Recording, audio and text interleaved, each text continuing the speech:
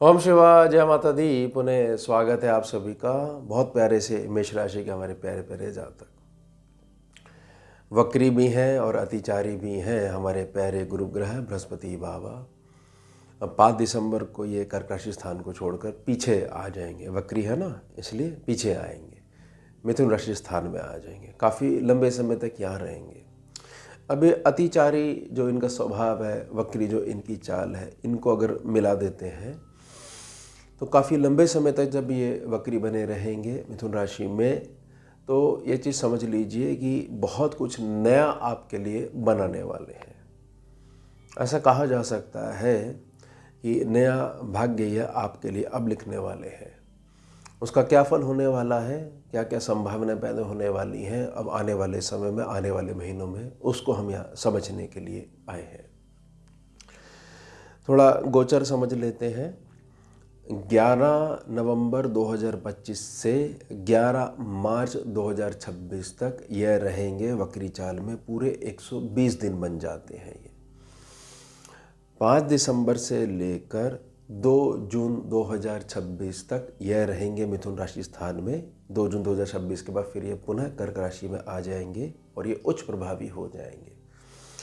तो हमारी जो गणना का जो मुख्य जो केंद्र है वह ये डेट्स हैं कि 5 दिसंबर 2025 से लेकर 11 मार्च 2026 के मध्य। अब अतिचारी है, साथ साथ वक्री हैं, तो स्कैनिंग विद्या का एक अनमोल सूत्र लागू हो जाता है कि जहाँ पर 5वीं 7वीं और 9वीं दृष्टि है वह थोड़ा सा कमज़ोर हो जाएंगी। कमज़ोर का मतलब ये लगाइएगा कि थोड़ा सा वहाँ तीखापन है वो कम हो जाएगा और एक नई दृष्टि आ जाएगी, वक्री दृष्टि आ जाएगी, द्वादश दृष्टि आ जाएगी। ये द्वादश दृष्टि जो है, जहाँ जहाँ ये 5 7 9 दृष्टियाँ जा रही थी वहाँ से थोड़ा सा असर कम करते हुए सारा शुभता वाला असर अपनी द्वादश दृष्टि में डाल देंगे। तो अब ये 4 क्षेत्रों को जो प्रभावित करेंगे, 5 क्षेत्रों को जो प्रभावित करेंगे, वह अब हम समझते हैं। सबसे पहले तो तीसरे सेक्शन का गुरु जो है स्कैनिंग विद्या में, ये आपको बहुत अच्छे से समझाना चाहता है कि प्रॉपर्टी इत्यादि के कार्य में बहुत अधिक अंधा विश्वास करने की ज़रूरत नहीं है कि हमने किराएदार रखना है, कोई बात नहीं, एग्रीमेंट की ज़रूरत नहीं है, हमारे पहचान वाले हैं, यहाँ दिक्कत दे सकते हैं।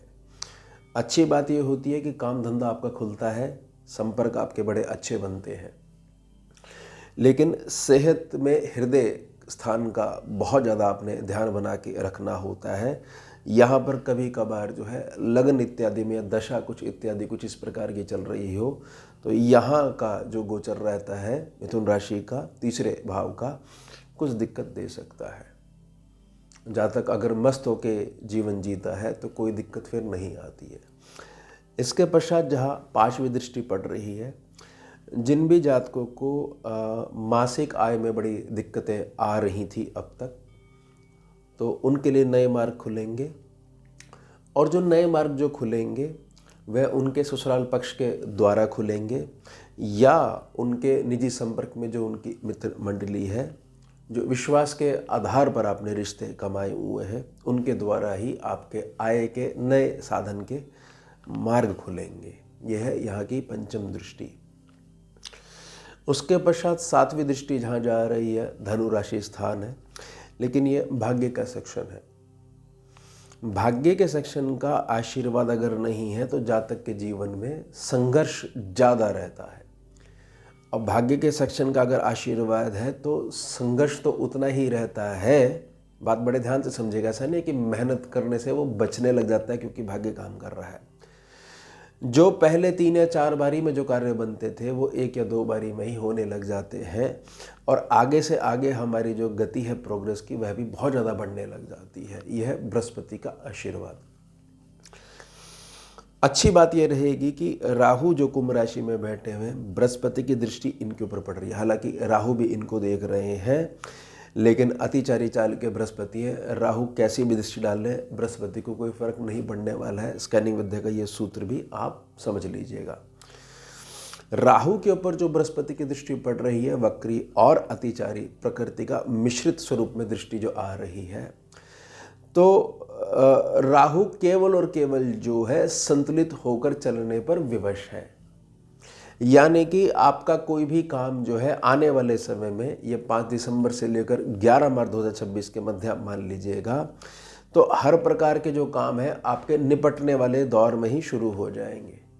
कि इतने लंबे समय से मेरे इतने कार्य पेंडिंग पड़े थे और उसमें बेस जो है वह था पैसा। पर्याप्त धन उपलब्ध नहीं होने के कारण जो है मुझे जो है बड़ी निराशा झेलनी पड़ रही थी, तो अब नहीं। तो राहु के कारण जो थोड़ी सी गड़बड़ी होने लग गई थी, पुनः जब ये मिथुन राशि में पहुंच जाएंगे, पुनः दृष्टि आने लग जाएगी, कंट्रोल में आने लग जाएंगे। अब मुख्य बात जो वक्री दृष्टि है, द्वादश दृष्टि जो है, इसमें क्या नए स्रोत खुलेंगे।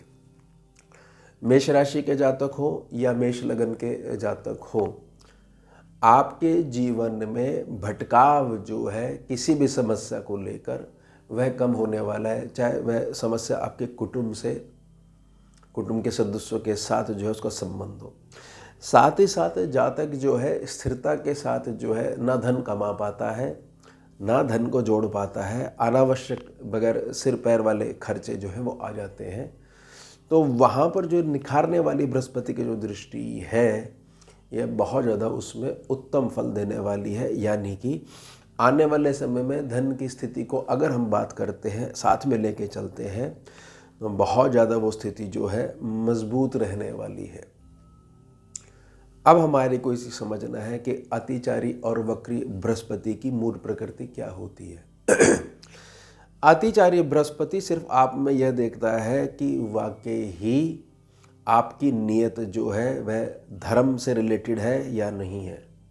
ऐसा तो नहीं कि अभी भी किसी प्रकार की जुगाड़बाजी के चक्कर में लगे हुए हो, साधनों के चक्कर में जो है कुछ भी कैसा भी करके जो है धन कमाना चाहते हो, नाम कमाना चाहते हो, तो बृहस्पति थोड़ा सा संघर्ष बढ़ा देते हैं। जो जातक बिल्कुल ठीक चलता आ रहा है, हाँ बेशक उसकी कंप्लेंट है कि सीधे चलने से कुछ सीधा नहीं मिलता है, फिर भी उसने वह गलत मार्ग नहीं अपनाया है, तो बृहस्पति उसको राजा बनाना शुरू कर देते हैं। अब उल्टे बृहस्पति जो है, ये चीज़ समझ लीजिए, वक्री जो चाल होती है, बृहस्पति केवल कल्याण करते हैं। अब कल्याण मार्ग में थोड़ा सा आपको संघर्ष दिखाना है, क्योंकि आप लेसन लर्न नहीं करना चाह रहे हो, तो यह चीज़ भी जातक को देखनी पड़ती है। कुल मिला के मेष राशि मेष लगन के जातकों को यह क्लियर होने वाला है कि जीवन में आखिरकार करना क्या है और कैसे विपरीत समय जब आता है तो हमें स्थिरता के साथ जो है खड़ा रहना चाहिए। ये सारी चीज़ें बृहस्पति सिखाने वाले हैं। और जो जातक स्थिरता के साथ पहले से पूर्व में ही चलते आ रहे हैं, तो उनके लिए बृहस्पति जो है पुराना जो कुछ भी है वह सब बदलने वाले हैं, नया सब कुछ जो है लेके आने वाले हैं। ये लिखना उन्होंने शुरू कर दिया है। अब बृहस्पति लिख रहे हैं तो फल मिलना अटल है। प्रार्थना रहेगी, बृहस्पति की मूल प्रकृति है अपने श्रेष्ठ जनों का, बुजुर्ग जनों का, गुरुजनों का सदैव सम्मान बनाकर रखना, पीठ पीछे कभी भी किसी की भी निंदा इत्यादि चर्चाओं में शामिल नहीं होना। तो मूल अर्थ जो है बृहस्पति का आपने बहुत अच्छे से संवारना सीख लिया है। और जब बृहस्पति आपके संवरे हुए हैं तो आपके नित्य कर्मों के आधार पर कुंडली नहीं देखे हुए बृहस्पति आपने अच्छा करना शुरू कर दिया है उनको, अपने स्वभाव के कारण। तो आपका हर हाल में कल्याण होना निहित है, क्योंकि जिसका सम्मान कर रहे हो ना, उसकी जो आत्मा है आपको आशीर्वाद देगी ही देगी। तो इतनी ब्लेसिंग्स का आना ही ये कहा जाता है कि आपके बृहस्पति बहुत ज़्यादा अच्छे चल रहे हैं, आपका तो कल्याण होना अटल है। तो ये प्रार्थना है, इन चीज़ों का ध्यान बना के रखिएगा। तो ये हो गया हमारा उत्तम विषय। मिलते हैं आपसे अगले भाग में नए विषय के साथ। जुड़िए और जोड़िए। ओम शिवा, जय माता दी।